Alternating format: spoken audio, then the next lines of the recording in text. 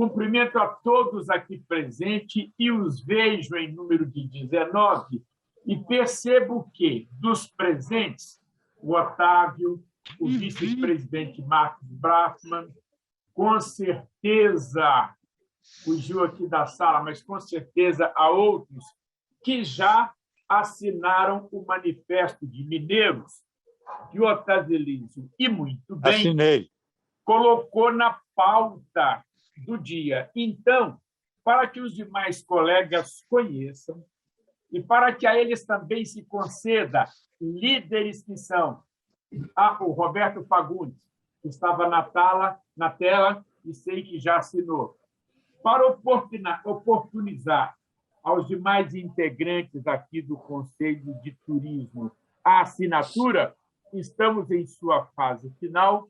Mais de 100 assinaturas já foram colhidas. São apenas 3 laudas. A título de introdução, meu caro presidente Otávio Elísio, meu caro vice-presidente Marcos Brafman, meu caro vice-presidente Roberto Fagundes, faço dele a leitura e os que o desejarem é só entrar em contato com a nossa secretária, a Viviane, que ela está agilizando as últimas assinaturas, e o nosso motorista, neste momento, está aí correndo exatamente na coleta de assinaturas. O texto em si autoexplicativo e historicamente justificado é o seguinte, com a permissão do Otávio, passo a ler. Por favor. Segundo o Manifesto dos Mineiros ao povo brasileiro, as mudanças estruturais que o Estado brasileiro necessita e que o povo brasileiro reclama exigem das lideranças todas e daqueles que ocupam cargos e funções nas estruturas produtivas e fornecedoras de serviço e de conhecimento, tanto públicas quanto privadas, exigem uma urgente tomada de posição. A ruptura pelas armas, pela confrontação física nas ruas, é sinônimo de anarquia, que é antônimo de tudo quanto possa compreender uma caminhada serena, cidadã e construtiva. A democracia não pode ser ameaçada, antes deve ser fortalecida e aperfeiçoada. O que se pretende provocar é outro tipo de ruptura, a ruptura através das ideias e da mudança de comportamentos em todas as dimensões da vida. O objetivo é construir, na verdade, reconstruir um projeto de nação para o Brasil, dando sentido novo ao que seja patriotismo, de modo a fazer do povo brasileiro uma gente mais feliz e colocando o Brasil como nação altiva, livre e democrática no concerto das nações. O país necessita de uma verdadeira reforma do Estado, reforma continente, nela compreendendo as reformas internas necessárias, sobressaindo a reforma político-eleitoral, a reforma administrativa, a reforma do sistema de educação. Só a educação transforma as pessoas. A reforma do sistema de segurança, a reforma orçamental e econômica, a reforma do sistema tributário. São reformas de conteúdo. Já se revelou, e faz tempo, equivocada uma maneira de governar onde os municípios e os estados são reféns permanentes do que pensa e do que deseja o governo central sediado em Brasília. Este centralismo que aumenta as desigualdades já impôs atraso e miséria a toda a nação brasileira.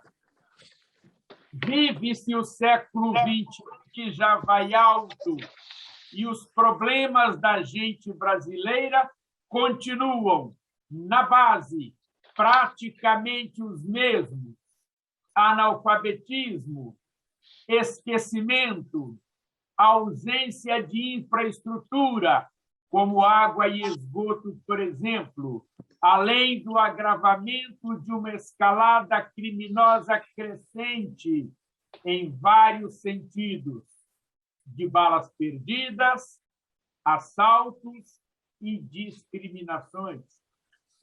É preciso valorizar e, se necessário for, criar um novo capitalismo que valorize a inteligência humana, um capitalismo humanizado, porque o centro da vida é a pessoa humana.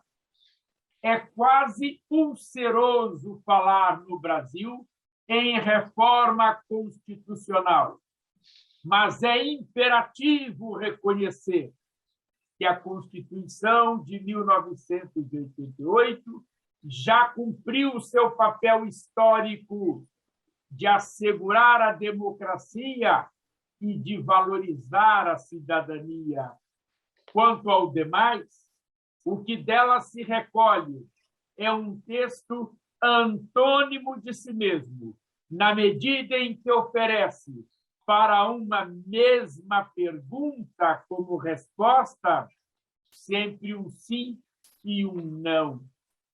Não se desconhece a delicadeza do tema e as dificuldades a serem encontradas no seu enfrentamento. É preciso extirpar das leis todo tipo odioso de privilégios, que cria castas e diferenças entre as pessoas em função de seus fazeres e de suas responsabilidades. É situação, afinal, que não faz de pessoa alguma figura diferente e privilegiada em relação aos demais. É preciso repristinar esta verdade. Os cidadãos são todos cidadãos comuns. É preciso pôr fim à vida estamental do aparelho do Estado, que no Brasil, desde sempre, é uma presa capturada por grupos de pessoas que se autoprivilegiam e conduzem a vida das pessoas segundo seus interesses pessoais, secundando os legítimos interesses do povo e da sociedade brasileira. É preciso criar mecanismos eficientes de erradicação e de controle da erva daninha da corrupção, banindo da vida pública aqueles que se servem do Estado para criminosamente atender a interesses menores e que não correspondam às obrigações do cargo e das funções que exerçam. Tais medidas devem alcançar, por igual, aqueles que ocupem posições de destaque em todos os poderes do Estado: executivo, legislativo, judiciário e instituições agregadas. É preciso criar mecanismo a permitir que as instituições representativas da sociedade civil tenham voz ativa junto aos poderes constituídos, fazendo, às vezes, daquele poder moderador. criado na França pelo pensador Benjamin Constant, de modo a nunca mais permitir arranjos que, atendendo a interesses outros que não correspondam aos anseios da sociedade e do povo brasileiro. O Brasil se insere dentre os países do mundo que já viveu todas as experiências de governos e de mandonismos. O Brasil colônia deu lugar ao Brasil império, que deu lugar ao Brasil república, a velha e a nova. Experimentou por mais de uma vez as ditaduras, conheceu em voo de pássaro a experiência do parlamentarismo antes de chegar à nova república. Portanto, a experiência para reescrever o Brasil, quem a possui somos nós próprios, os brasileiros.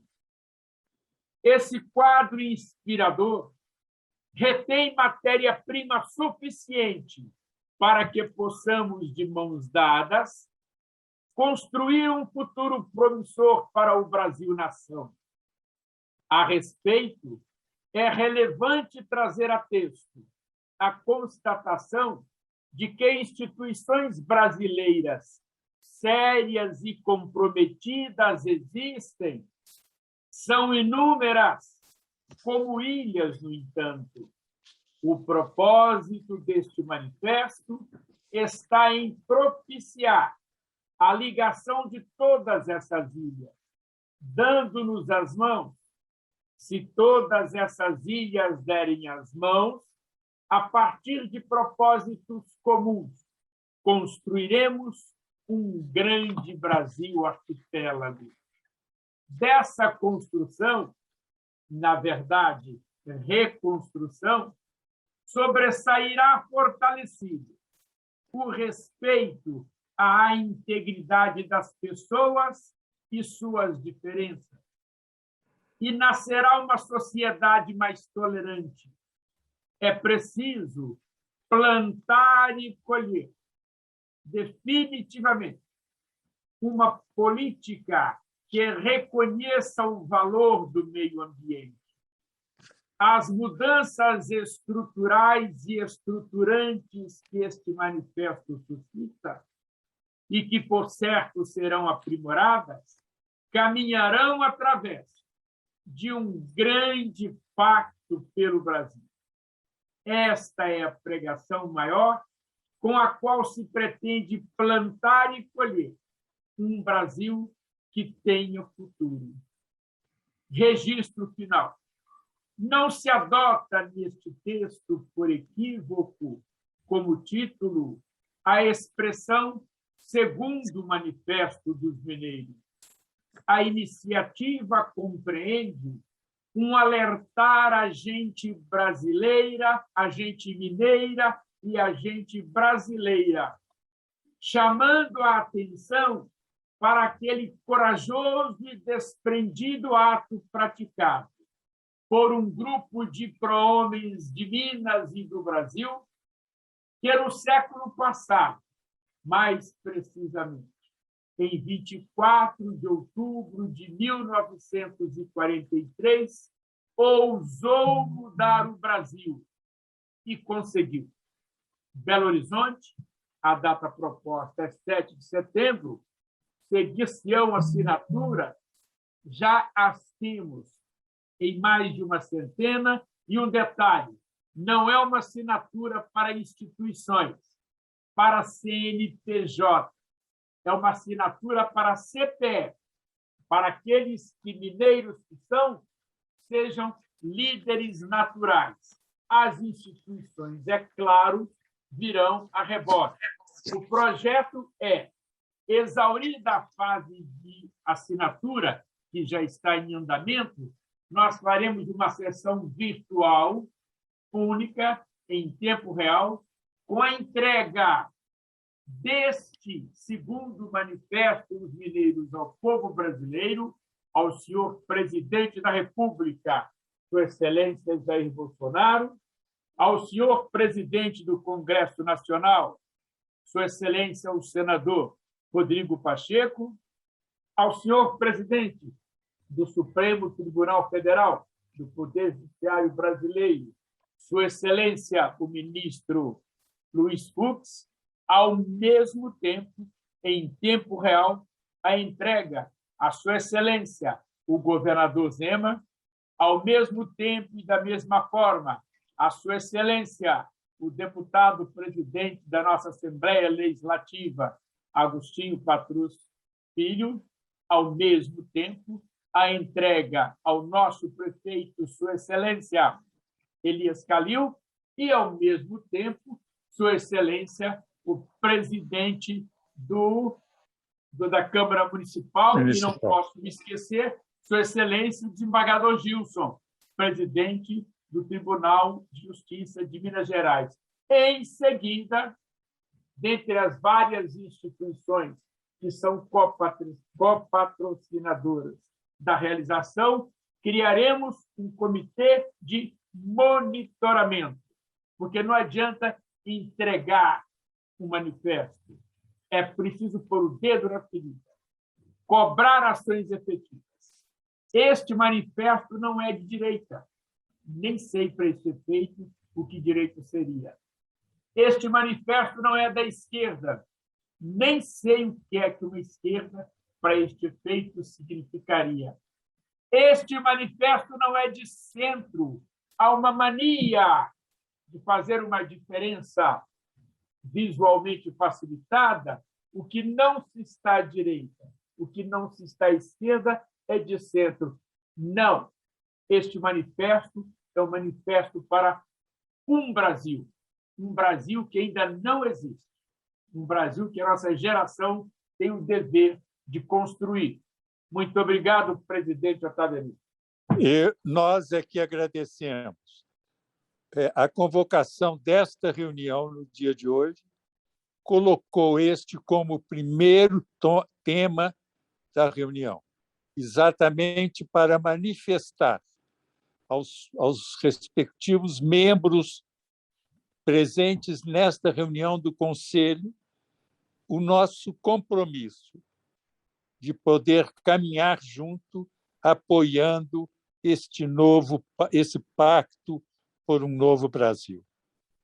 Presidente Anchieta, agradeço muitíssimo a sua participação e a leitura que fez do nosso manifesto dos mineiros ao povo brasileiro. Muito agradecido, presidente. Muito obrigado. Há alguma questão a ser colocada? Pergunto aos membros do Conselho. Quem não assinou ainda e quiser assinar, é só entrar em contato com a Viviane. Meu motorista vai na sua porta. Por favor, e também passem a Viviane aqueles que, como eu, já assinamos, mas que possam indicar outros futuros assinatores. É isso. Muito bem, agradeço. Antes de passar ao segundo item, presidente José Anchieta, eu não posso deixar de cumprimentá-lo efusivamente como membro do Instituto Histórico e Geográfico de Minas Gerais pela sua lição do anjo do Santo Oco. O Santo de Pau Oco. Santo de Pau Oco. Maravilhoso, maravilhoso trecho. Obrigado. Ouvi, te falo assim com a maior convicção, ouvi 2 vezes a sua leitura dele. Obrigado. E cumprimentei o Instituto Histórico Geográfico por essa divulgação. Por favor, presidente, divulgue-o entre os membros desse Conselho de Turismo. Prometo divulgar, não sei qual da nossa secretária que está na sala. Juliana. Mas Isso. Juliana, pode pedir à Patrícia Regina, minha secretária Leijasa, para disponibilizar Tucu, Urbi et Orbis, do ambiente aqui da Seminas. De fato, É um texto muito interessante. belo o encontro, viu? Tá bom. Presidente José de Anchieta, é um belíssimo documento de nossa história, principalmente daquilo que, por Minas, passa não apenas pelo político geral de mudança, não apenas pelo caminhar da luta do ouro e da constituição dessa sociedade pós-mineração, mas é, acima de tudo, um documento que retrata grandes fases dessa nossa história querida. Presidente Anchieta, muito agradecido. Obrigado. Passemos, então, segundo ato, prezado vice-presidente Marcos Brafman. Com a palavra. Obrigado, professor. Boa tarde a todos. Meus cumprimentos, inicialmente ao presidente José Anchieta, a quem agradeço mais uma vez o incentivo, prestígio que traz aos conselhos empresariais, sempre com a sua presença e apoio constantes. Muito obrigado, presidente. Caro presidente do Conselho Empresarial de Turismo, nosso professor Otávio Elísio Alves de Brito, a quem também parabenizo pelo trabalho generoso, incansável nesse conselho. Presidente do Conselho Empresarial de Cultura, Jorge Carlos Borges de Souza, sempre presente nos nossos conselhos. Da mesma forma que os demais presidentes de conselho aqui, eu vejo aqui o Adriano Spechit, presidente do Conselho de Mineração, nosso Elinho Faria, presidente do Conselho de Comunicação. Cumprimento o nosso presidente Roberto Fagundes, sempre presente também nas reuniões dos conselhos. Cumprimento todos os conselheiros, convidados aqui presentes. Como nós já começamos muito bem, temos hoje, professor Otávio Elísio, pauta com temas importantíssimos, não é? Essa iniciativa do presidente Anchieta ao elaborar o Manifesto dos Mineiros, que é exemplo do Manifesto de 43, presidente Anchieta, vem no meio de uma guerra. Essa de agora contra o Covid, né? Surge boa hora e certamente será um farol para o Brasil que queremos deixar para as próximas gerações. E a exemplo de 43, tenho certeza que conseguirá mudar o nosso Brasil. Muito parabéns pela iniciativa. Muito bem. Em relação ao grupo de trabalho Profurnas, professor Otávio Elísio, ele vem trabalhando com intensidade, trazendo esperança para o Mar de Minas e para os moradores e empresários que vivem e trabalham no seu entorno. Está conosco aqui a Maria Elisa, que é a coordenadora, a líder desse grupo de trabalho, desse trabalho todo, e que poderá nos dizer mais a respeito, né? Isso. E nós ficamos também muito entusiasmados com o programa Reviva Turismo, que foi apresentado pela subsecretária de Turismo, Milena Pedrosa. E, ato imediato, nosso presidente Anchieta criou um grupo de trabalho dedicado a cooperar com esse programa. Muito bem. Conhecimento de todos, nós estamos na fase de elaboração do protocolo de intenções, onde nós vamos atuar juntos, principalmente nas etapas de divulgação e capacitação das empresas, de modo que possamos ter uma forte retomada da atividade turística de forma planejada, segura e sustentável. E, naturalmente, o setor cultural, não é, presidente Jorge, passa a ser diretamente beneficiado nessa retomada. E, como a gente comentava no início da reunião, nós já estamos ajustando a inclusão do programa Cultura Sempre Viva no protocolo de intenções. Muito bom. Então, professor Otávio Elísio, é uma pauta rica, importante. Eu encerro aqui agradecendo muito a presença de todos. mais uma vez parabenizando e agradecendo aos membros dos conselhos pelo importante trabalho que desenvolvem de forma voluntária nessa casa. Muito obrigado. Passemos a palavra. Muito obrigado a todos. Trabalho Furnas. Professor Otávio Elísio. Grupo de Trabalho Furnas. Maria Elisa Ordones, por favor. Boa tarde, presidente Otávio Elísio, presidente do meu grupo de trabalho. Boa tarde, presidente doutora Anchieta. Parabéns pelo manifesto, que já conta com minha assinatura, colhida ontem, e tenho a intenção de distribuí-la, então, indicar novos assinantes, vamos dizer assim, né? Muito obrigado pelo interesse, pelo trabalho por Furnas, né, e por Peixoto. Eu vou fazer um breve relato, né, a partir de um fato importante, né? Nós estivemos aqui no Conselho em agosto, setembro, novembro, se não me engano, umas 3 vezes no ano passado, quando em dezembro de 2020 foi homologada a Emenda Constitucional 106, né, que estabelece os lagos de Furnas e Peixoto como patrimônio paisagístico do Estado de Minas Gerais, embora o Rio Grande seja patrimônio da União.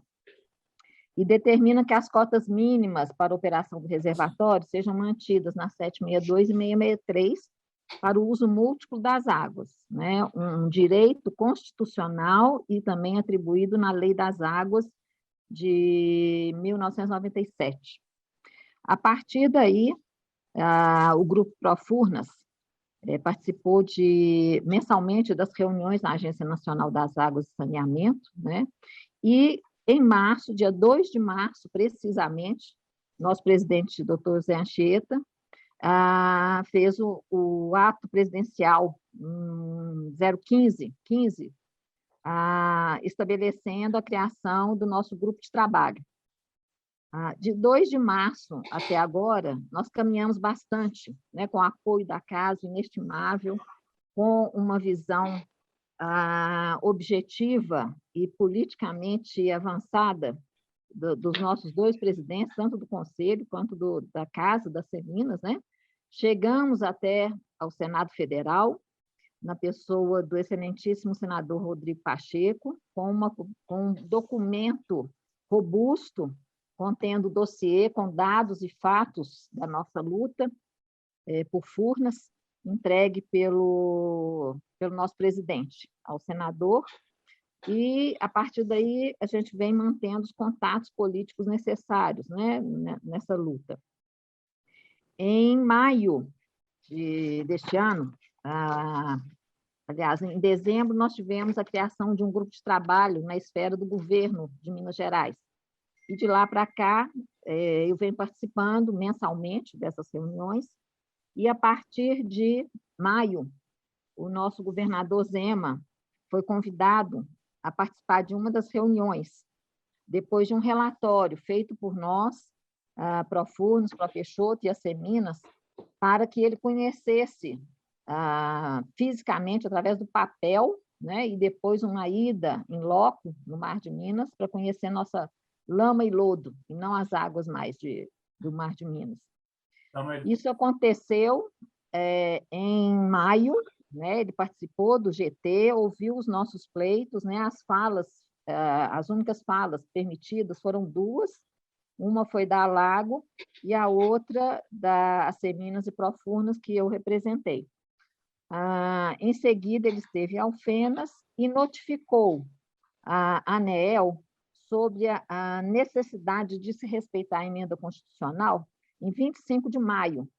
E, em 2 de junho, notificou a Agência Nacional das Águas, que era o nosso objetivo desde o início. E quanto antes seria melhor, né, para evitar um ano eleitoral, que quase já está aqui, batendo as portas. Ele notificou, né, e teve uma resposta, o governo teve uma resposta que a solicitação deveria estar contida num formulário disponibilizado pelo Operador Nacional do Sistema, e é o que nós estamos acompanhando agora na última reunião do Grupo de Trabalho do Estado. Infelizmente, né, nós, apesar de estarmos há 15 meses lutando e pedindo a ligação das famigeradas termoelétricas, que são onerosas e que comprometem o meio ambiente, mas são a única solução que nós teríamos para reencher minimamente o nosso Lago de Furnas. Infelizmente, nós vimos contemplado em dezembro do ano passado, um período muito curto, nunca suficiente a proceder a esse reenchimento.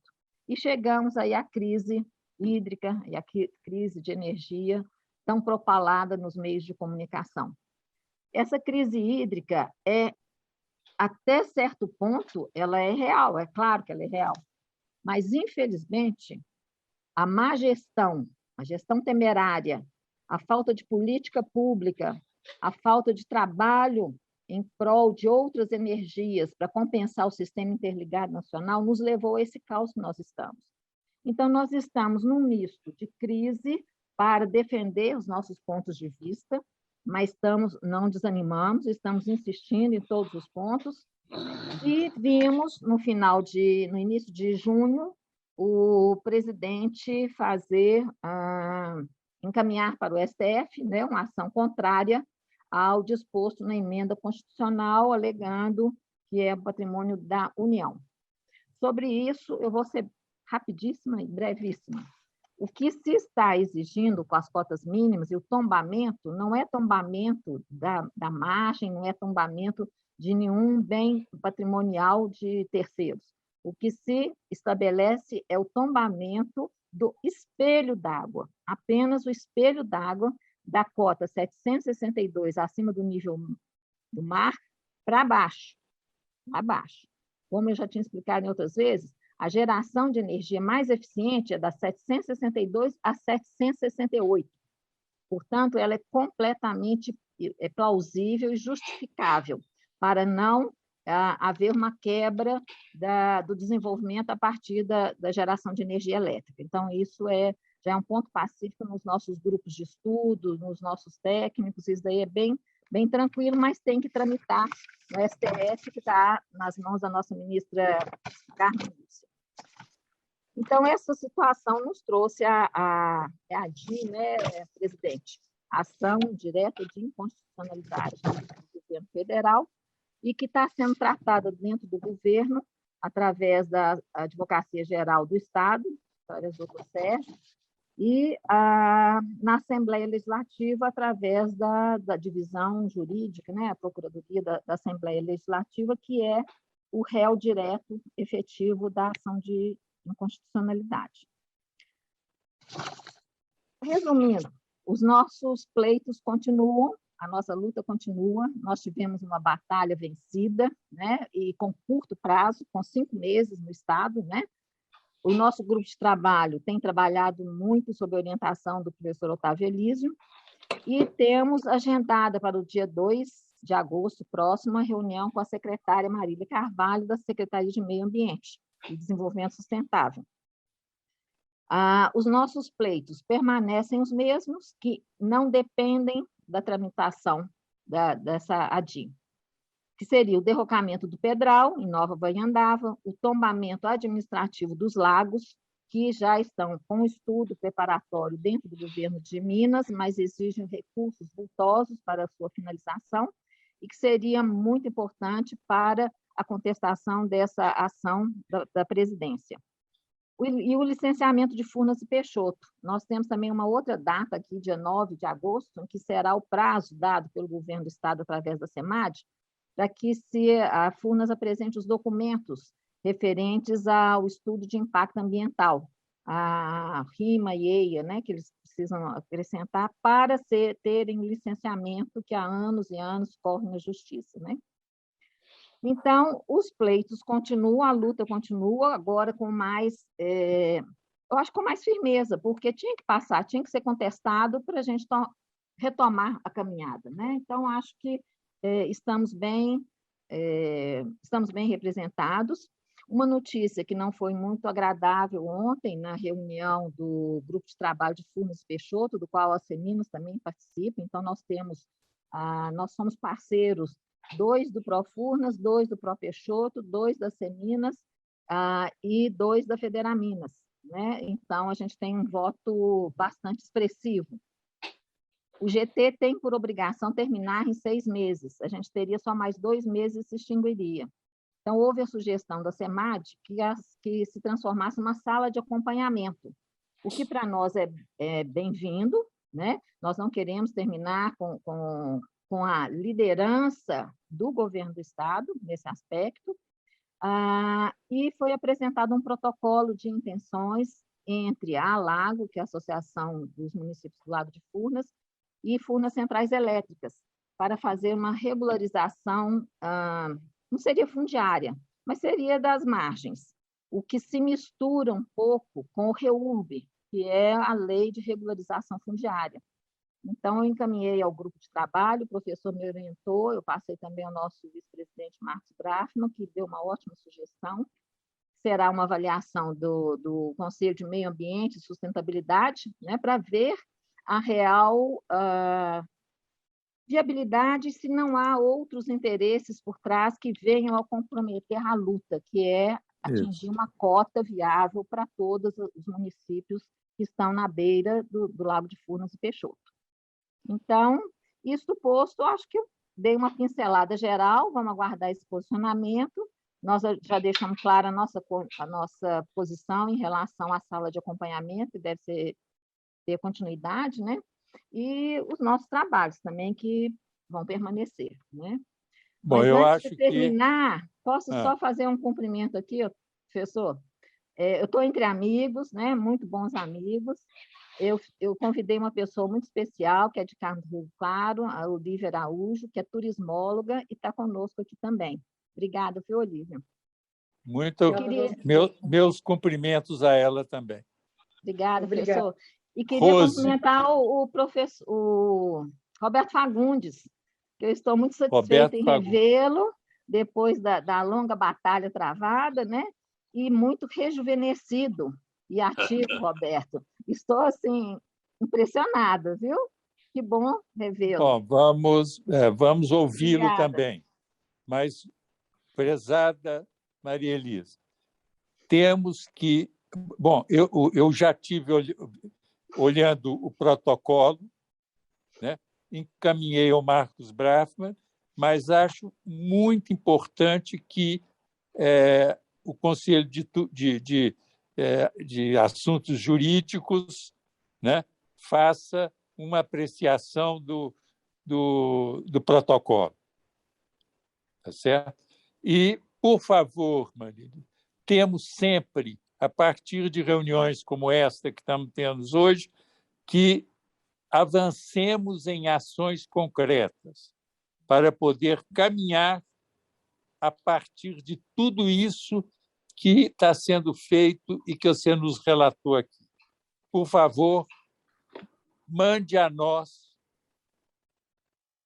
ou defina para nós no GT quais são as ações que devem ser feitas agora e nós imediatamente passaremos isso em frente. Combinado? Combinado, presidente. Eu preparei um ofício para a ministra Carmen Lúcia e para o doutor Sérgio, colocando a posição do Profundos e Pro Peixoto sobre as informações necessárias para a defesa da 762. A defesa do tombamento não vai prejudicar em nada a geração de energia. Então, eu tive que ser muito rápida, porque surgiu a oportunidade, foi anteontem. Então, preparei e mandei. Agora, a gente tem uma outra oportunidade também. Você mandou já diretamente? Você já mandou? Eu mandei pelo deputado Dair Cunha, ele é que se prontificou. Então, ele mesmo levou. Aqui nós somos apartidários, tá? Não sei, não quero nem saber qual que é o partido de cada deputado com quem eu converso. Interessa só o que ele faz com o povo, passe né? isso também. Passe isso também ao Marcos Brafman e ao presidente Anchieta, porque, dependendo do aceite deles, é importante que a Seminas se manifeste. Ok, vamos fazer isso. Okay? E tem uma próxima oportunidade, depois da reunião com a Marília Carvalho, 2 de agosto, a gente terá uma oportunidade no final do mês, que eu acho que o Roberto Fagundes está por dentro, que é uma audiência pública da Comissão de Gastronomia e Turismo, que talvez fosse interessante a gente estar representado, né? Tanto a Seminas quanto o Profurnas, Roberto. Muito bom. Nessa audiência. Aí Vamos a gente pedir ao Roberto Fagundes que fale em seguida você e depois passaremos a palavra ao Jorge Souza, secretário de Cultura. Por favor, Marcos Prata. Desculpe, Roberto Fagundes.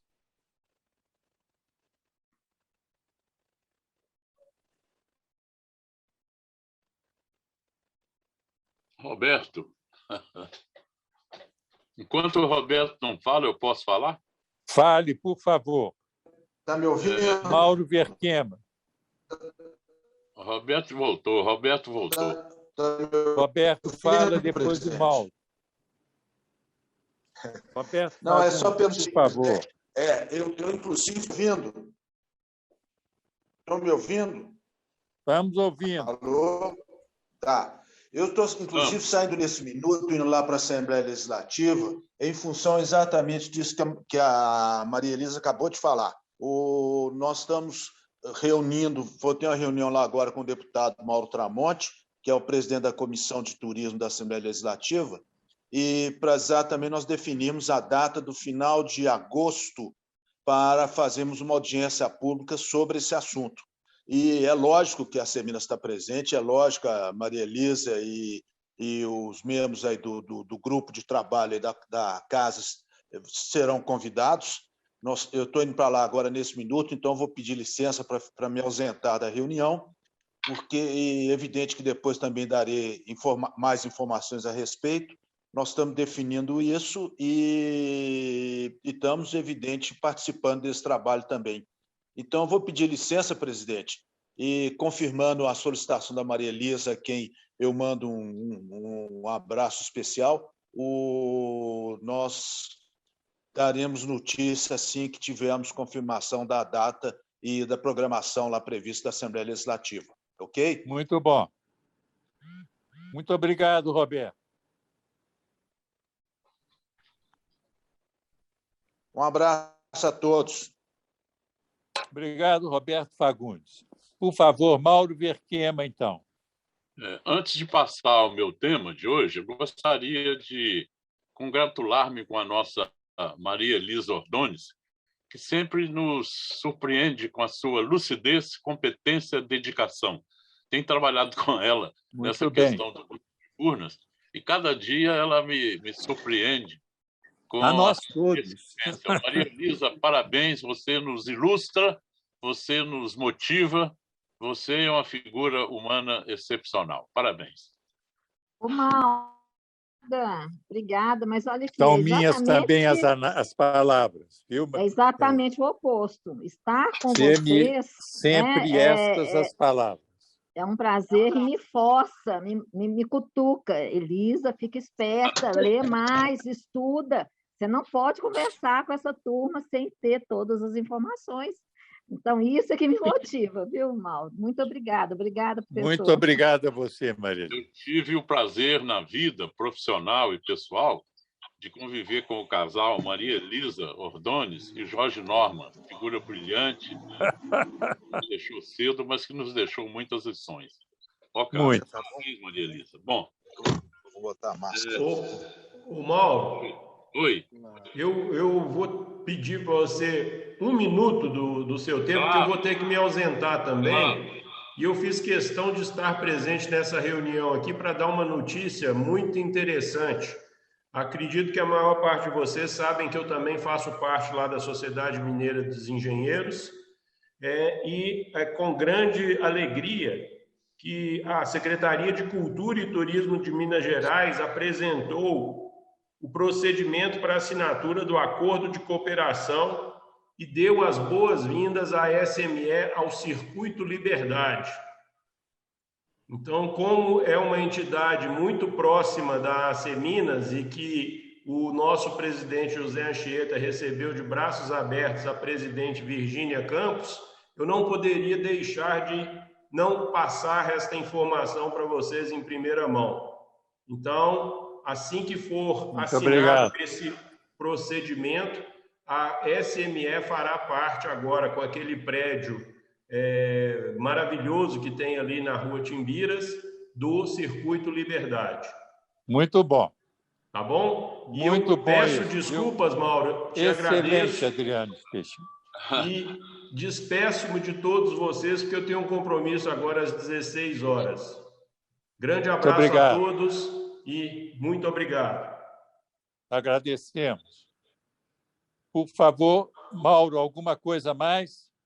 Ok, eu gostaria de, conforme combinado, presidente Otávio, de compartilhar aqui uma proposta, uma ideia, que é a recriação pela Secult do Centro de Tradições Mineiras. Essa instituição já existe, criada por lei, desde 1947, através da Comissão Mineira de Folclore. Ela funcionou durante 12 anos no âmbito da Secretaria de Estado de Cultura, mas quando mudou para a cidade administrativa, ela foi, não diria extinta, mas não está funcionando. Então, nós estamos elaborando uma proposta, um projeto. Eu sou vice-presidente da Comissão de Folclore de Minas Gerais e de outras entidades da cultura popular e do folclore, e estamos já em tratativas muito adiantadas com a Secretaria de Estado, com a Secult, né? No sentido de retomar. Lá no Circuito Liberdade, a convite do secretário Leônidas, eu fiz uma palestra, uma fala sobre o que é a Praça da Liberdade, na sua história, na sua representação, nos diversos aspectos da vida política, pública, arquitetônica, cultural de Minas Gerais, e estamos caminhando nessa proposta. Hoje tivemos uma longa reunião cedo e já estamos colocando uma proposta muito, muito objetiva. De que é que se trata, afinal? Trata-se de uma instituição cultural que cuida do folclore e da cultura popular, que definimos como os fazeres e saberes que constituem o modo de viver e da criatividade popular, e que são caras à sociedade, especialmente em Minas Gerais, que tem heranças singulares e exemplares de uma imensa diversidade cultural, formada pelo seu processo histórico de pouco mais de 3 séculos de história atuante. Eu estou compartilhando isso, meu caro Jorge também, presidente da Comissão de Cultura, porque eu sei que, até me permitem lembrar aqui, no princípio do ano passado, foi através desses 2 conselhos de cultura e de turismo que começamos a comemoração e a divulgação dos 300 anos da criação da Capitania de Minas Gerais, 2 de dezembro, né, de 1720, a partir da sublevação de Vila Rica, aquela coisa toda. Então, eu acho que esse é um tema caríssimo, fundamental, importante, já com a concordância prévia da Secult, de retomada desse Centro de Tradições Mineiras. O que é isso? Ele vai, evidentemente, pesquisar, em convênio com a Comissão Mineira de Folclore, com outras instituições dessa área, várias instituições, retomar e estudar os festejos religiosos, éticos e cívicos, práticas do bem viver da sociedade mineira, o artesanato, danças folclóricas, culinária, recuperar arquivos e documentos, práticas da matriz afro-brasileira e muito mais. Infelizmente, vários desses setores, dessas práticas do bem viver, da tradição mineira, estão quase em extinção, quase, eu diria, abandonados. Então, nós estamos nessa tratativa já avançada. Hoje tivemos uma reunião bastante decisiva e que eu queria, evidentemente, meu caro Jorge, depois colocar isso com um pouco mais de detalhamento, já com a palavra mais avançada, inclusive, talvez até uma participação de alguém da própria Secult. Mas me parece que é muito importante, Jorge, Otávio Elise e outros, que possamos compartilhar nesses 2 conselhos um empreendimento dessa importância, esperando, evidentemente, que vocês tenham não só participação, apoio, conhecimento nessa iniciativa, que é muito importante, importantíssimo para Minas Gerais. Quem trabalhou, como eu, nos interiores, em consultorias, aí, várias prefeituras, sabemos o que é a importância de retomar, de reativar isso, né, nesse momento. Enfim, estaremos juntos, viu, Mauro? Queria compartilhar Eu e o Jorge com você nisso. Já funcionou em Minas Gerais durante longo tempo. Infelizmente, se extinguiu, embora esteja criado por lei. Ele está criado pela Lei 3899, de 1965, aprovado pela Assembleia Legislativa, ao tempo ainda do governador Magalhães Pinto, e pelo o governador Aécio Neves, pela Lei 4429, de 2005, determinou-se que esse Centro de Tradições Mineiras funcionasse no âmbito da Secretaria de Estado de Cultura, não é? Então, é uma ideia extremamente importante, que qualifica ainda mais a Secretaria de Estado de Cultura e Turismo e esses dois setores na atuação, na proteção, na divulgação, no estudo das tradições mineiras, do folclore e da cultura popular. Enfim, eu estou fazendo que se constituem também como patrimônio cultural. Muito. Agora, isto é patrimônio cultural também. E temos o compromisso de defendê-lo. Sim, incluindo-se na cultura popular, nas tradições mineiras, tem várias coisas que são patrimônio cultural da humanidade, não é isso? Enfim, eu estou fazendo uma rápida fala, mas, evidentemente, eu espero, quando avançarmos um pouco mais, trazer isso numa exposição mais detalhada, enfim, eu acho extremamente importante no avanço das ações de cultura e turismo em Minas Gerais, na produção, promoção e proteção de valores essenciais do bem viver mineiro e da mão da criatividade popular mineira, antes que algum se perca. Muito bom.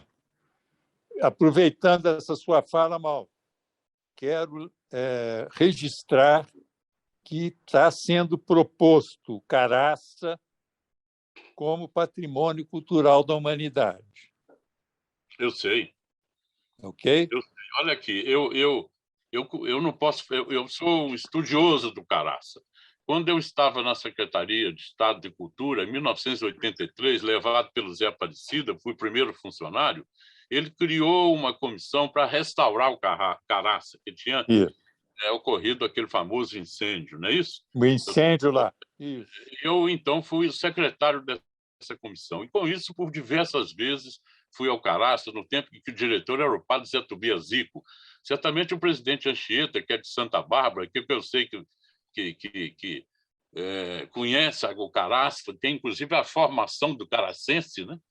O Caraça é responsável pela formação de inúmeros mineiros e grandes homens, grandes mineiros, assim como no ensino ético-religioso mineiro, na personalidade da identidade do mineiro. Assim como foi a Escola de Minas, Otávio, de onde você egressa. E como foi o Seminário de Mariana. Do pensamento técnico, tecnológico e desenvolvimento econômico de Minas Gerais. Então, o Caraça é fundamental, o Caraça é absolutamente fundamental, não é? Merece pela sua história. Dom Pedro II tem história, todos os grandes viajantes internacionais passaram pelo Caraça e lá deixaram registrado, não é isso?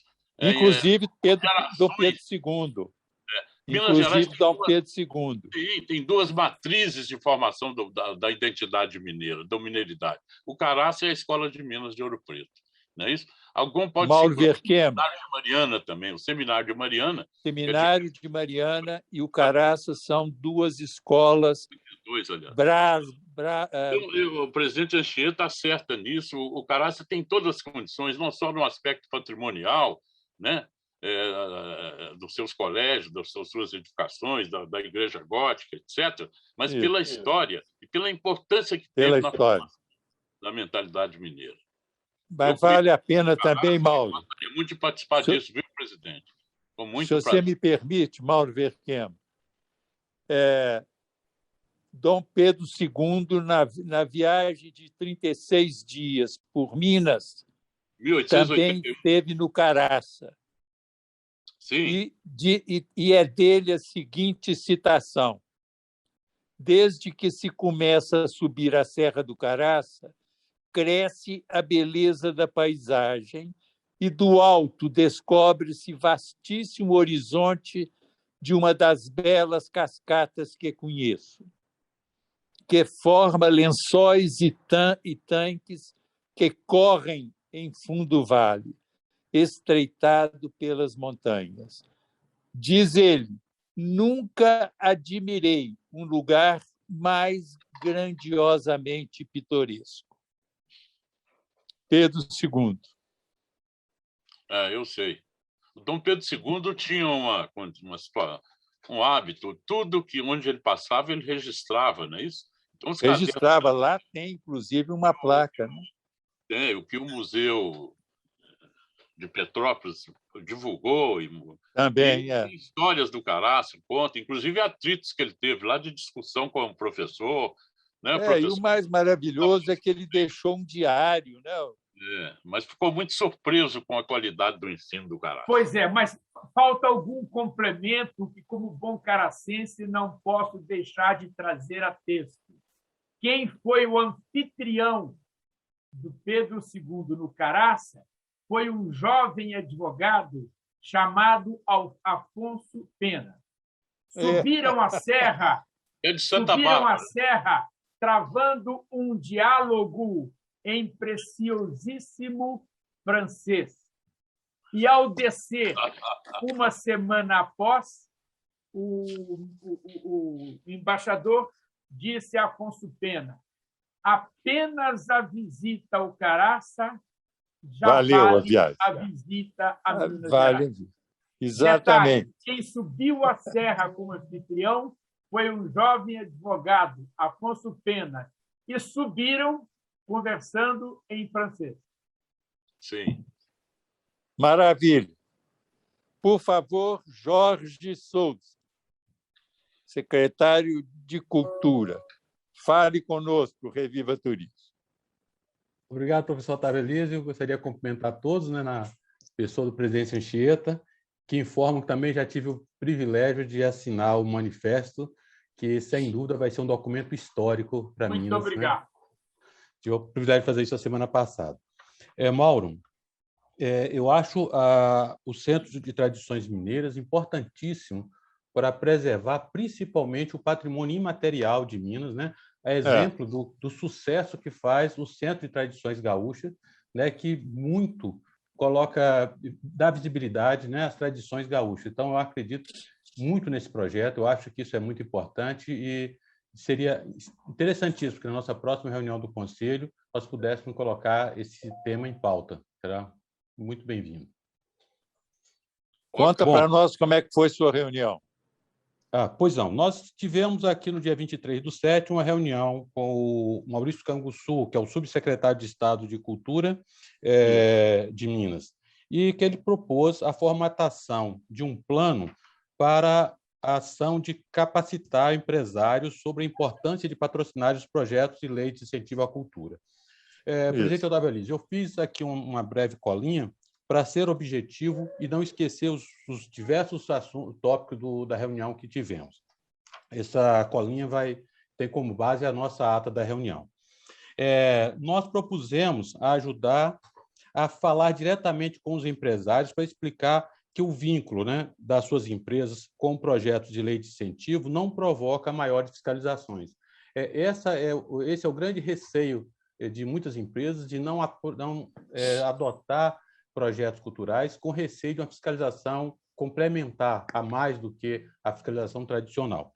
E nós nos propusemos a fazer essa comunicação e ajudar o Estado a comunicar aos empresários que não há um aperto ou uma fiscalização complementar por eles estarem apoiando um projeto de cultura, incentivando um projeto cultural. Falamos da importância de desmistificar o fantasma de prestação de contas e de explicar que a classe empresarial, que quem faz a prestação de contas não são as empresas incentivadoras, e sim o produtor, que é o proponente do projeto. Então, antigamente não era assim, e até hoje muitas empresas têm um receio de incentivar o projeto. Tem o medo da fiscalização, né? Exatamente, de incentivar um projeto cultural e ficar exposto a mais um tipo de fiscalização. Mas isso não é, porque a fiscalização sobre a prestação de conta do dinheiro empregado é de obrigação do proponente, do produtor cultural, e não é obrigação da empresa que está incentivando aquele projeto. O superintendente de Fomento Cultural Economia Criativa e Gastronomia da Secult, que também estava presente na reunião, o senhor Ico Assi Gomes, afirmou ser necessário quebrar o receio dos empresários que trabalham com a renúncia fiscal e que os contadores das empresas são os que mais colaboram, que colocam barreiras, né, contra essas empresas serem apoiadoras dos projetos culturais, justamente por receio de uma fiscalização complementar. A Cíntia Freire, assessora da Secretaria de Secult, sugeriu um webinário em conjunto com empresários, profissionais e contadores, e nesse evento poderia ser lançada uma cartilha para que todos entenderem como funcionam as leis de incentivo. Essa cartilha poderia ser uma cartilha física, que seriam distribuídas em eventos, e também uma cartilha digital que poderia ser difundida pelas redes sociais. Nós sugerimos a criação de uma campanha de comunicação com peças simples que mostrasse os benefícios de incentivar a cultura e realizar lives com empresários, entidades, contadores, para disseminar ainda mais as vantagens e facilidades de incentivar um projeto cultural. A nossa proposta era realmente essa, de fazer uma campanha de divulgação, porque se nós conseguirmos que uma boa parte dos empresários entenda que não há risco, certamente haverá vontade de patrocinar, de incentivar esses projetos culturais. O professor Otávio Elísio, que estava presente também na nossa reunião da cultura, falou da importância do marketing positivo e o perigo das expressões negativas. Nós estávamos sempre buscando falar que não há risco de uma fiscalização complementar, e ele nos alertou para que nós tenhamos uma fala mais positiva, né, e não ficarmos tão focados em falar o que não vai acontecer, o que não pode acontecer, o que é negativo. Então, foi uma participação bastante importante do professor Otávio Elísio, nesse sentido, de nos alertar a sermos mais positivistas e fazer o marketing positivo, esquecendo as expressões negativas. O Hélio Farinha, né, o presidente do nosso Conselho de Comunicação, que também estava presente, destacou a importância de fazer os empresários entenderem que, vinculando a marca à cultura, terão grandes ganhos de imagem, e esses ganhos de imagem que podem ser revertidos, inclusive, em ganhos financeiros. Então, ele nos alertou sobre essa importância, né, de nós estarmos informando quais são os benefícios que uma empresa pode obter incentivando um projeto cultural, né, com renúncia fiscal. O nosso coordenador dos conselhos, também o Marcos Brafman, informou que os 18 conselhos da Seminas podem contribuir com a divulgação da campanha, através dos blogs, dos conselhos e, inclusive, do próprio site da Seminas. Então, quando nós tivermos esse material pronto, né, todos os conselhos poderão contribuir com a sua divulgação. E, por último, né, o nosso presidente, José Anchieta, pediu ao governo, por meio da Secretaria de Cultura, que criasse uma comissão para levar à ONU o pedido de transformar o Colégio Caraça em Patrimônio da Humanidade, o que teve apoio de todos nós, inclusive dos representantes do governo que estavam presentes. Exatamente. Então, Caraça como Patrimônio Cultural da Humanidade. Né, a nossa ata da reunião da cultura. Presidente Otávio Elísio. Muito obrigado. Alguma manifestação, prezados amigos e amigas presentes ao Conselho? Eu quero dar notícia do seguinte: eu tive, nas minhas pesquisas esses dias, com o seguinte: primeiro, a proposta de um plano estratégico ferroviário de Minas.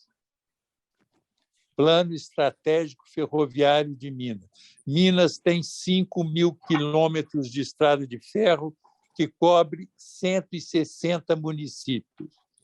Isto é um projeto que está sendo proposto a ser feito com a Fundação Dom Cabral e o Ministério do Transporte. Este é um projeto importante para nós em termos de Minas Gerais. A outra coisa é o seguinte: o Brasil foi colocado como representando a América Latina e Caribe no Conselho Mundial das Organizações de Turismo. Isso é uma fala do ministro do Turismo, Gilson Machado Neto. Belo Horizonte, Buenos Aires, Lima e Bogotá estão na Federação Mundial das Cidades de Turismo. São informações que eu gostaria de trazer, complementando aí as maravilhosas falas que tivemos até agora. Prezado Favila, você é presente? Alguma manifestação sua? Favila. Otávio, eu cumprimento. Me permite, Favila, uma informação. Ok? Pode falar, Mauro. Sobre a questão ferroviária, você sabe que a Assembleia Legislativa criou uma comissão pró-ferrovias, presidida pelo deputado João Leite. E eles produziram um documento que eu acho extremamente importante. É todo um levantamento do que foi a implantação das ferrovias do Brasil, né? A rede, a malha imensa que Minas Gerais tinha. E concluíram que, pelo menos, algumas coisas podiam ser retomadas. Uma delas é aquela famosa linha mineira que saía de Belo Horizonte, passava em General Carneiro, Rio Acima, Itabirito, né, Miguel Burnier, lá chegava em Ouro Preto e a Mariana, né, passando ali pelo engenheiro Rodrigo Silva. Você sabe que a nossa 356, que é a Rodovia dos Inconfidentes, está superlotada, um trânsito terrível, um trânsito perigoso, caminhões de minério que voltaram lá a superlotar a ferrovia, misturada com automóveis de turismo, etc., etc. Não é? Essa ferrovia não tem, evidentemente, mais os trilhos, mas estão lá todo o leito da ferrovia. Toda a estrada, né? Todo o leito está lá pronto. E há estudos hoje, inclusive uma delas dessa agência metropolitana, que acha que não só o trem de passageiros seria importante, porque vai para Mariana, para Ouro Preto, turismo, como também transporte de cargas, sabe? Bom, essa ferrovia hoje está com a ferrovia Centro-Atlântica, que é da Vale. A Vale hoje tem quase 100% das ferrovias mineiras, não é isso? Através da MS e da ferrovia Centro-Atlântica. Então, também a comissão da Isso é muito importante, viu? Mauro, eu participei... caminho lá de Belo Horizonte a Inhotim, né? A Brumadinho. Inhotim. A Vale não concordou, a Assembleia, o tema, estão pretendendo voltar agora, outro dia fizeram uma reunião, mas eu acho um tema extremamente importante. Minas Gerais perdeu muito. Isso precisa ser retomado. É isso? Presidente Anchieta, isto é fundamental. Esse trecho de ferrovia daqui a Ouro Preto, Mariana, é um enorme espaço para turismo também. A região turística... Do mesmo modo, a estrada que desce de Ouro Preto. Isso é um trecho... A estação ferroviária de Ouro Preto foi inaugurada por Pedro II. E esta estrada, que ele, inclusive, na viagem dele aqui a Minas, que estávamos falando a respeito, foi lá, né? Teve em grande parte desse trecho. Muita coisa disso significa recuperação. O mais difícil, que é o leito, está lá. Evidentemente, retiraram e fizeram uso dos trilhos que significavam a estrada. Muito bom, viu, Mauro? Vamos pensar nisso. O relatório da Assembleia é um relatório muito interessante. Preparado... Muito. Eu participei dessa reunião há algum tempo atrás, entende? Quando isso aconteceu. Eu tive presente na reunião. E no ano passado, o deputado João Leite esteve na Seminas apresentando... João Leite, exatamente. O João Leite é pessoa-chave nisso. Eu acho, viu, senhores? Isso é uma das questões fundamentais de Minas, sabe? Minas Gerais foi usurpada em muita coisa, nós sabemos disso, né? Agora, essa questão das ferrovias é uma questão grave. Deixa eu fazer Temos uma pergunta. Que avançar nisso, eu quero fazer uma Anchieta. pergunta. eu quero fazer uma pergunta ao Marcos Braço. O deputado João Leite já falou sobre esse projeto para nós na Seminas? Sim, presidente. Ano passado, nós convidamos o deputado para uma reunião do Conselho de Turismo, onde ele esteve lá apresentando exatamente esse relatório que o Mauro comentou, que é muito importante. Muito importante. Muito bem feito. É voltar a chamá-lo para isso, viu, presidente? Essa questão das ferrovias, e que merece ser revisto com o próprio deputado, inclusive. Talvez pensar em levar isso para a plenária nossa. É isso aí, presidente. É isso. Isto é fundamental. Juliana, anota isso para nós aí, Juliana. Muito bem. Favila. Pois não, presidente, muito obrigado. A saudação a todos, na pessoa do presidente José Anchieta. Eu queria fazer assim, breves comentários sobre esses últimos temas, quer dizer, que foram levantados, não sobre o plano estratégico ferroviário, que todos veem a importância dele, mas voltar aí ao ponto que o presidente Jorge Souza apresentou sobre o Reviva Turismo, né, reiterando a importância dessa iniciativa e de outras no sentido de promover o turismo interno, retomar o turismo interno. Não é?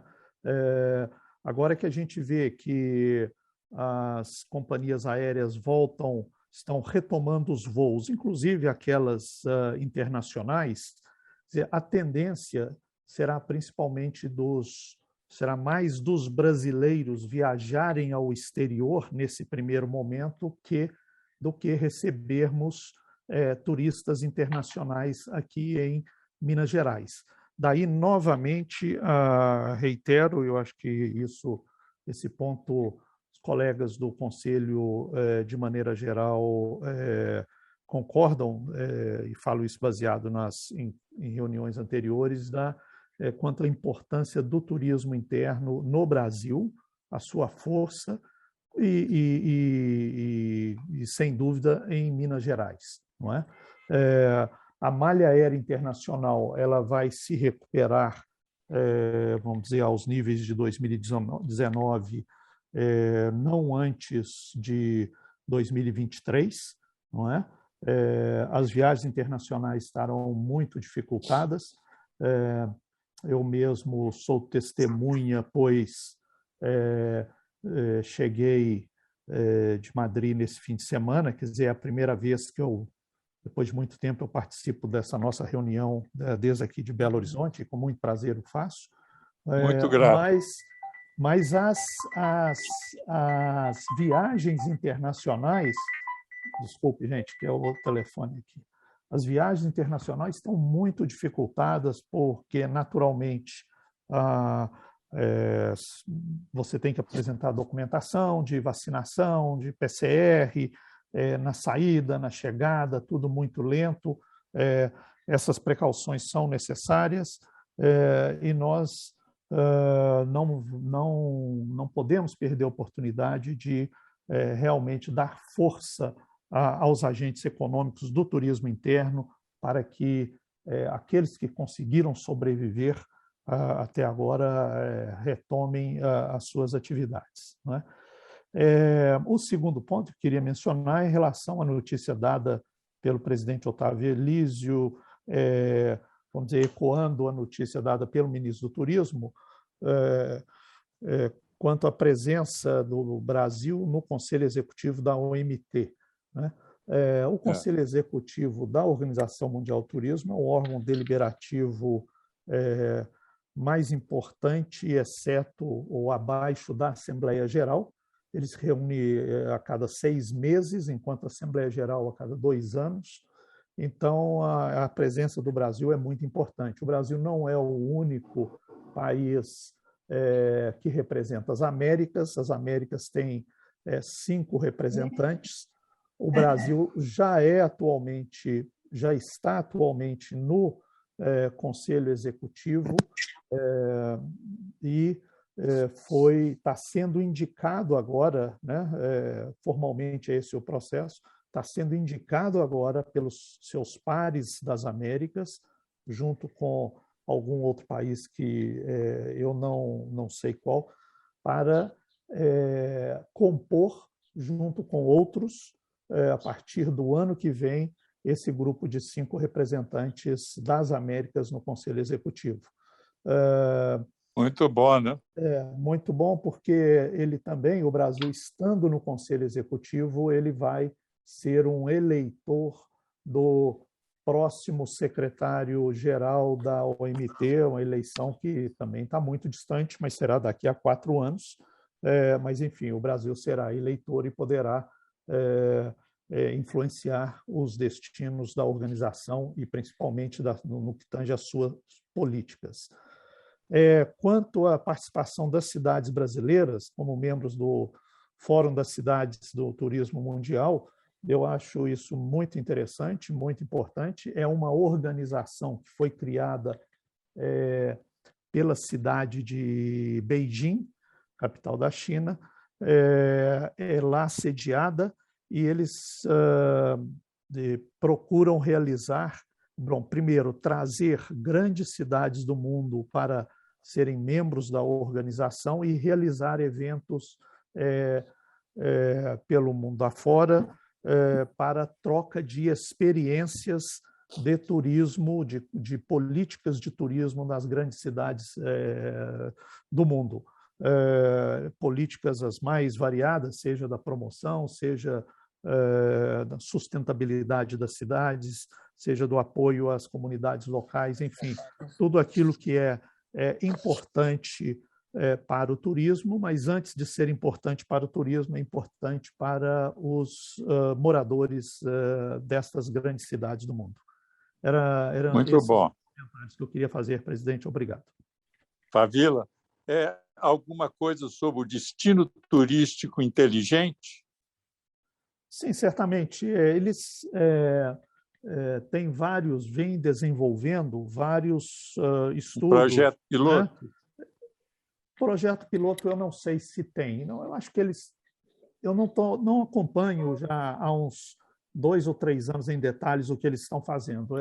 Quando a organização foi criada e começou a funcionar uns 6, 7 anos atrás, pela OMT, eu me envolvi pessoalmente, a OMT deu apoio a essa iniciativa, e na época fizemos estudos comparativos de vários temas com várias cidades pelo mundo afora, e sempre levantando temas específicos. O turismo, o destino turístico inteligente, que o presidente menciona, foi um dos temas à época, mas não no sentido de trazer de desenvolver projetos pilotos, mas sim de mostrar o que as cidades estavam fazendo e assim estimular a que outras aprendessem e desenvolvessem as suas próprias iniciativas. Explicitar claramente o que é isto, né? O que é o turismo inteligente. Fazil, você que está no internacional, eu vou fazer uma provocação. Como é que está a promoção do turismo brasileiro com esse ministério e com essa Embratur? Eu não sei responder essa sua pergunta, Mauro, mas eu acho que até agora não houve, vamos dizer, condições propícias a se iniciar uma promoção, né, ou reiniciar uma promoção. No entanto, alguns países, eu vou citar apenas um aqui, Portugal, durante a pandemia, logo no início, ao longo da pandemia, mesmo naqueles momentos, ou sobretudo naqueles momentos em que não podia receber turistas porque o país estava fechado ou porque as restrições eram grandes, Portugal estava se mantendo presente na mídia internacional, na promoção internacional. Quer dizer, com uma promoção não no sentido de chamar as pessoas a visitar o país, mas no sentido de manter Portugal, manter o interesse em Portugal, manter o interesse, a chama acesa, vamos dizer assim, na mente das pessoas com relação a visitar Portugal, que é um país muito bem sucedido em termos de turismo, dentre outros temas, nos últimos, vamos dizer assim, 10, 15 anos. Realmente o turismo em Portugal cresceu enormemente. E agora, como todos os outros países, foi muito impactado, mas Portugal manteve a sua promoção internacional, vamos dizer, viva, mesmo sem poder receber turistas. Eu mesmo, com outros profissionais e amigos, no ano passado fizemos um estudo sobre a retomada do turismo brasileiro, e ali uma das questões, uma das sugestões que colocamos foi de que, olhando, vamos dizer, um ano para frente, que agora esse um ano, e esse um ano é agora, exatamente agora, propunhamos que a Embratur tivesse um plano para começar a retomar a promoção no segundo semestre de 2021. Não é? Essa foi a nossa sugestão um ano atrás que fizemos. Então, agora eu não sei responder, Mauro, pontualmente e com precisão o que está sendo feito nesse sentido. Qualquer coisa nesse sentido, fale conosco, Favila. Tá certo. Faça use seu prestígio para poder sondar os caminhos que isso está tendo. Tá certo. Por favor, alguma outra manifestação, que nós estamos chegando ao limite do nosso tempo. Presidente. Por favor, Mauro Verquemo. Desculpe. Juliana, alguma coisa? João Carlos. João Carlos. Obrigado, presidentes, né, o Otávio Elísio e o presidente Zé Anchieta. Bem, como jornalista e como blogger, eu saio daqui com pelo menos 10 notícias importantes, não é? E, inclusive, eu não assinei o Manifesto dos Mineiros em 43, mas posso fazê-lo agora. Pois já está convidado a assiná-lo.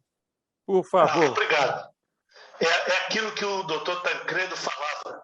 O doutor Tancredo, precisamos resolver isso, resolvi aqui. Ele falou, meu filho, eu estou cuidando agora da minha biografia histórica. Quer dizer, o papel de cada um de nós na história. E vocês estão fazendo história, e eu brinco muito que o historiador tem muita inveja do jornalista. Sabe por quê, Mauro Verquemo? Porque ele fala do que aconteceu e nós falamos do que está acontecendo. Ainda mais agora com a internet, onde cada um virou uma mídia. Nós temos, então... Não é verdade? E aí, participar disso, eu participo do conselho como um blogger. Eu sou jornalista, evidente, sou formado em jornalismo, né? E tenho uma boa soma de experiências. Quer dizer, exatamente a experiência é a soma dos erros que a gente comete, mas também dos acertos que a gente comete. E participar desta comissão é muito importante, não é? Eu também sou de uma região ali de Barbacena, né? Nós temos lá muita coisa, e Barbacena não está no circuito na região lá, para-se sempre em Tiradentes, não é? Ninguém fala, vai a Tiradentes e vai a Barbacena. Mas Barbacena está no roteiro que o Pedro II fez. Sim, exatamente. Lá está o Palácio da Revolução Liberal. Não é verdade? Durante 3 meses o Brasil teve como capital lá em Barbacena. Está lá preservado, um casarão maravilhoso. João Carlos, também... em Barbacena se assinou o ato de criação da cidade de Belo Horizonte, que o Afonso Pena levou o estamento de Ouro Preto para Barbacena para evitar um levante na antiga capital. E na casa da sua esposa, Maria Guilhermina, em Barbacena, se assinou o ato de criação de Belo Horizonte. Como não? Muito bom, exatamente. E o presidente do Estado era o Crispim Jacques Bias Fortes, que é de Barbacena, pai do Zé Francisco Bias Fortes, que também foi governador, aí já é governador de Minas Gerais. Bom, a soma histórica está faltando o quê? É ideia, isso é muito importante, e o meu desafio é conseguir colocar Barbacena. Visite Barbacena, porque tem sítios históricos, culturais, e importantíssimo a casa do Émeric Marcier, o húngaro, é lá em Barbacena, tem um museu. O grupo Ponto de Partida de Barbacena, Universidade Milton Nascimento Bituca, de música, em Barbacena. Não é? O Alpoim, viu, o Mauro, que fez a Escola de Minas, né? O arquiteto, ele fez o prédio lá em Barbacena. Que hoje é um prédio... Fechou o Grocotó, né? Infelizmente fechou o Grocotó. Fechou, nós perdemos, lutamos, mas não teve jeito. Não teve como. Eu estou dizendo isso, não é só bairrismo, não. É também isso. Cada um tem que puxar para o seu lado e defender a sua região quando tiver a oportunidade. E eu saio daqui com as informações, não é? E o ato histórico de poder assinar também o Manifesto dos Mineiros, que maravilha. E, principalmente, dando notícias no meu portal, que são 7 plataformas, é o guarda-chuva digital do Magalhães Pinto, do banco dele. Guarda-chuva digital. E aí eu vou poder divulgar isso para todos aqueles que me acompanham através das redes sociais. Eu agradeço ao presidente Otávio Elias, ao presidente Zé Anchieta, pela oportunidade de participar desse conselho. Estou aprendendo muito. E alguém já disse que só tem um jeito de prever o futuro. Sabe qual é? Criar-o agora. E é isso que os senhores estão fazendo. Parabéns. Muito gratos. Agradecemos muito, João Carlos, a sua participação e cumprimentamos pela beleza do jornal. Um grande abraço. Viu? Presidente, professor Otávio, se me dá licença, eu queria fazer uma pergunta ao presidente Anchieta, aproveitando esse momento e a leitura do nosso manifesto. O presidente Anchieta, os componentes do Conselho de Comunicação, em que somos 67 empresários, eles também podem assinar? Você tem absoluta liberdade de convidá-los para fazê-lo. E a Viviane fará chegar a cada um deles o texto para assinatura. Podemos tomar essa providência a partir de agora. Muito obrigado. Ótimo. Combinado. E, professor Otávio, mais um aprendizado. Sensacional. Muito grato pela sua valiosíssima presença. Bem? Por favor, Mauro Braffman. Marcos Braffman. Marcos Braffman, desculpe. Eu posso fazer uma indagação ao presidente Anchieta? Com prazer. Como é que o senhor está pretendendo conduzir essa questão do Caraça, o reconhecimento do patrimônio cultural da humanidade? Eu participei de 2 processos já desse, e não é coisa... É importante a questão do Mário Zé de Lima para ver como que a coisa nasceu. No governo Itamar, foi constituída uma comissão, eu dela participava, inclusive como ex-caracense. Ela era presidida pelo prefeito, hoje prefeito de Ouro Preto, né, o Ângelo Osvaldo, e acabou o governo e nós não demos conta da tarefa por razões de natureza burocrática, razoáveis, todas muito razoáveis. Agora, diante da crise, visitando lá o colégio e vendo a crise que o colégio enfrenta, crise de volume de turismo, que até já está se organizando, mas me veio à cabeça retomar um projeto, que é um projeto absolutamente relevante para o turismo e para a cultura de Minas Gerais e do Brasil. Lancei a ideia no primeiro foro competente, que é o da nossa executiva na Seminas. Aprovação integral, aprovação por ovação.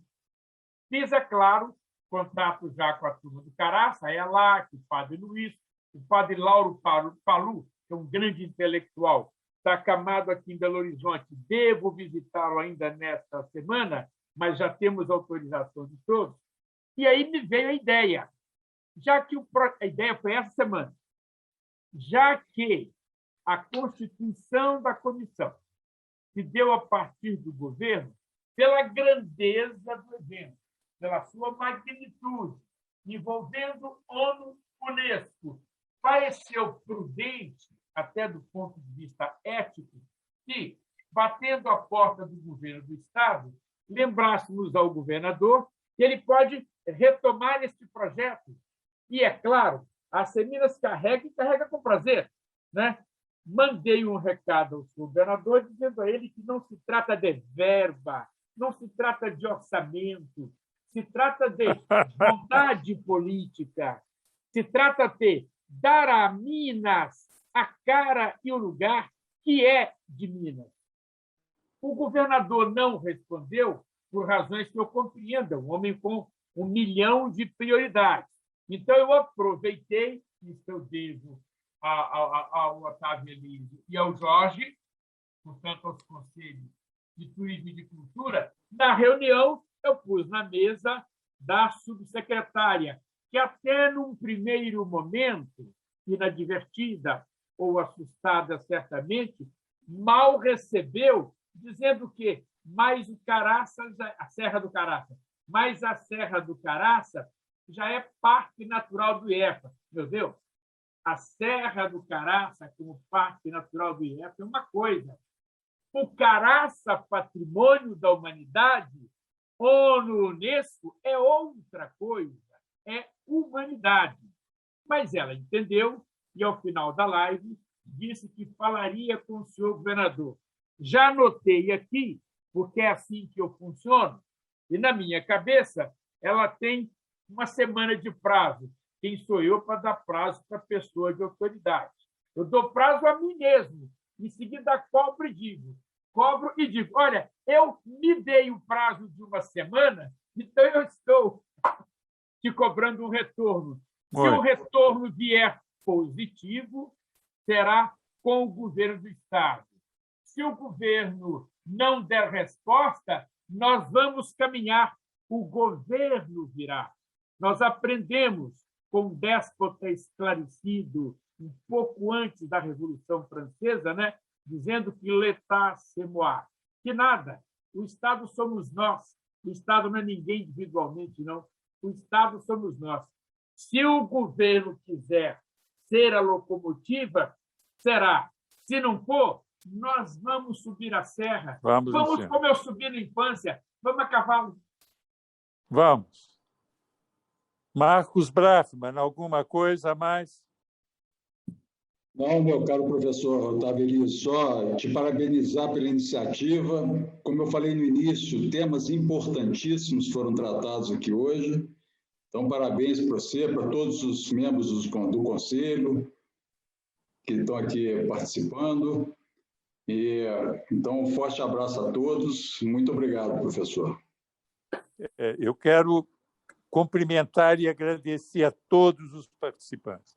Foi realmente uma excelente reunião do Conselho, mas foi excelente por causa dessa imensa, maravilhosa, diversificada e competente participação que nós tivemos aqui. E passo a palavra ao presidente José de Anchieta, para que dê encerramento a esta nossa reunião. Meu caro Otávio Elísio, meu caro Jorge, meu caro Eli Faria, meu caro Carlos Amaral, meu caro Mauro Vertema, são os que vejo na tela, mas percebo que somos 17, somos 16, portanto, há outras pessoas na sala. Cumprimento a todos e só agradeço. A cada reunião de conselho, eu fico mais animado com os projetos da Seminas, que estão todos caminhando e todos eles haveremos de levar a bom termo, graças a esse maravilhoso grupo de trabalho. Muito obrigado a todos. Uma boa tarde. Boa tarde, presidente. Obrigado. Boa tarde. Até a próxima. Boa tarde, Boa Marcos. tarde a todos. Tchau. Boa tarde a todos. Jorge, obrigado. Um abraço. Presidente, Jorge, obrigado. Tá aí. Obrigado, presidente. Sim. O comitê que trabalhou para levar o Grupo Moderno da Pampulha com Patrimônio da Humanidade foi muito eficiente e fez isso com um prazo muito curto. Então, uma sugestão é que buscasse a composição desse comitê. Eu acho que muitas pessoas que participaram desse comitê podem vir a integrar o novo comitê do Caraça, que já tem experiência. Eu não tenho, mas eu posso consegui-lo.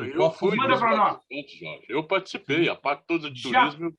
Já está incorporado, pode mandar para nós. Pois é, eu vou localizar esse material e encaminho.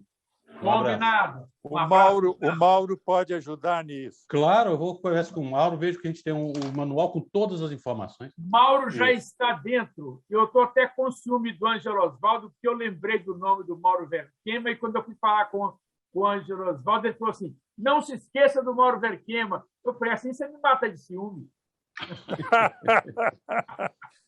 Não esqueceremos, não.